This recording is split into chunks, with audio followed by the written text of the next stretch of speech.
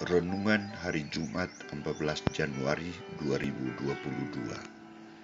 Anak manusia memiliki kuasa mengampuni dosa. Bacaan pertama diambil dari kitab pertama Samuel bab 8 ayat 7 sampai ayat 4 sampai 7, ayat 10 sampai 22a, dan bacaan Injil dari Injil Markus bab 2 ayat 1 sampai 12. Saudara-saudariku terkasih, orang yang sudah populer namanya entah karena jabatan, perbuatan, dirinya yang menarik, atau pekerjaan yang dihasilkannya akan selalu menarik perhatian massa. Misalnya kedatangan Presiden Jokowi, kedatangan Paus Fransiskus selalu menarik perhatian massa. Orang sudah menjadikan diri mereka sebagai figur yang perlu dihormati, dipercaya, dan patut diteladani. Saudara-saudariku terkasih, karya-karya besar yang dilakukan oleh Yesus sejak penampilan pertama, pengajaran yang penuh wibawa dan kuasa, kata-katanya yang memberi sumber kehidupan, mujizat-mujizat yang belum pernah dikerjakan manusia, menjadikan dirinya sangat diminati, dicari, dan selalu menjadi pusat perhatian.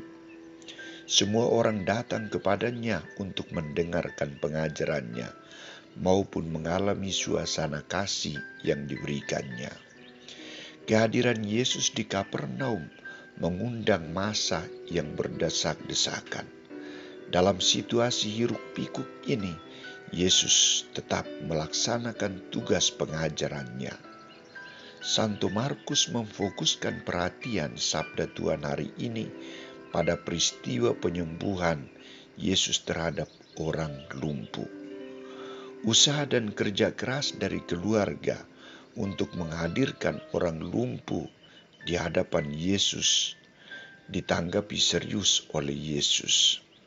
Ketika Yesus melihat iman mereka, berkatalah ia kepada orang lumpuh itu, "Hai anakku, dosamu sudah diampuni."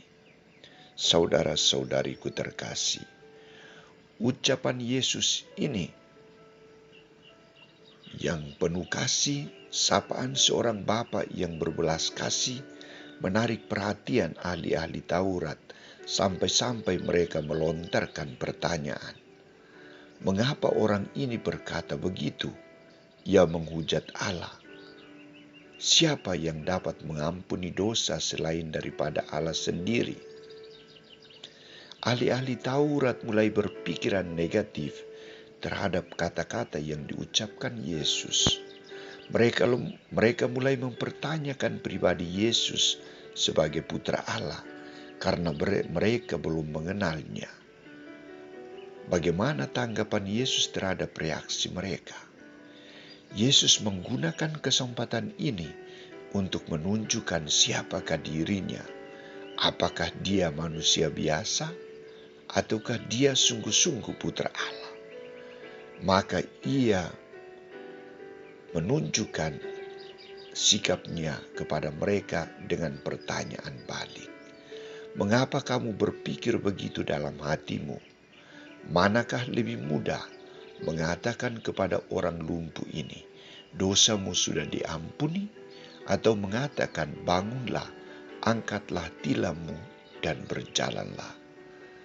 Tetapi supaya kamu tahu bahwa di dunia ini Anak Manusia berkuasa mengampuni dosa, berkatalah ia kepada orang lumpuh itu, "Kepadamu kukatakan, bangunlah, angkatlah tempat tidurmu, dan pulanglah ke rumahmu."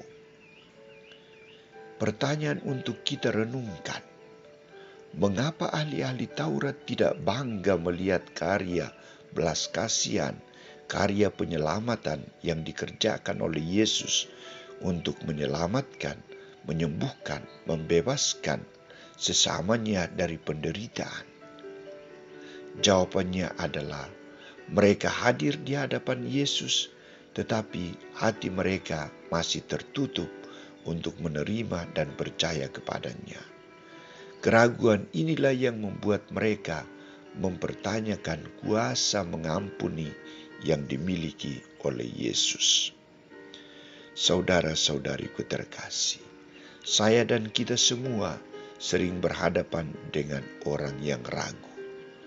Bahkan sering kita marah, bosan dengan pertanyaan-pertanyaan yang dilontarkan oleh orang yang ragu itu. Keraguan sering menjadi gerbang menuju dosa ketidakpercayaan. Meragukan kehendak Allah berarti meragukan segala perbuatan baik Allah atau segala yang diciptakan oleh Allah, termasuk meragukan manusia sendiri. Keselamatan diberikan kepada mereka yang tidak meragukan Allah, tetapi mereka yang percaya kepadanya. Maka kita perlu membaharui sikap kepercayaan kita kepada Allah. Kita harus datang kepadanya dengan penuh iman, penuh penyerahan diri, dan pasrah kepadanya. Percaya bahwa Allah adalah sumber hidup kita. Sabda dan perkataannya adalah sumber kehidupan dan kekuatan kita. Semoga. Amin.